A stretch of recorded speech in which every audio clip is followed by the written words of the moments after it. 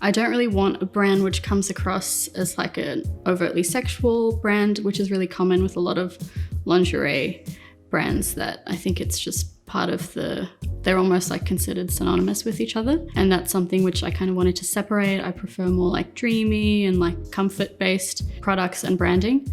And so I think in terms of like appearance, like if you look at my work, it already kind of looks a little bit different, not just based on product, but in the way that it's shown to people. Intimate clothing, it can be very hard to find things that are comfortable and fit you well. A lot of women have like different sizes across their body. It's not like they're the same size throughout. So it's been like really good that I can offer custom fit.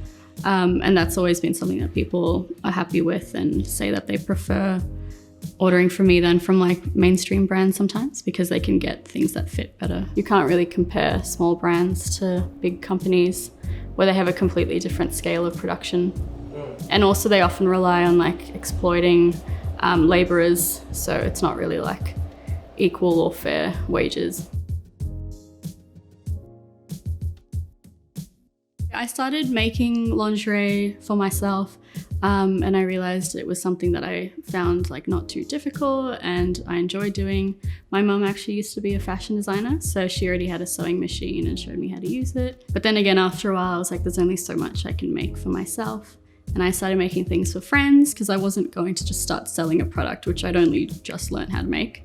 I wanted a page where I could just show all the things I was making because I enjoyed like showcasing my work, but yeah, it was more like a hobby that I wanted to share. I think I've gotten a lot of support though, which is one thing which has helped a lot. People have been like excited to see what I'm doing and like saying positive things, like from friends and family and people seeing my work.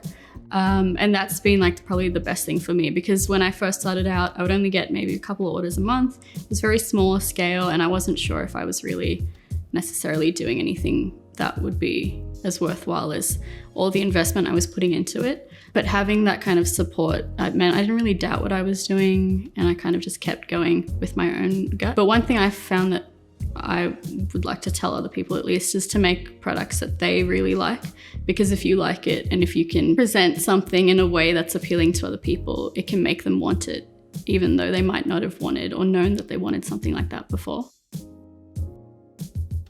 Because it's mainly like a virtual medium, visuals are one big way of showcasing my product, because a lot of people, when they buy it, they're buying it based on photos. They've not actually seen or felt the product. Reviews are helpful as well because people can give me feedback sometimes. And it's also, I think, helpful for other people to read about other people's experiences buying a product. Like when people say like they find the fit and the quality good, it just kind of affirms the messages I'm sending as well. My favorite review is from a customer who had bought a set, and she said that she'd never really liked her body that much or felt drawn to wanting to wear lingerie and like show off that much of herself. But after receiving one of my sets, she like completely changed her perspective on that. And it was just really nice to see that my product was more than just a product and something that could make people like feel better about themselves.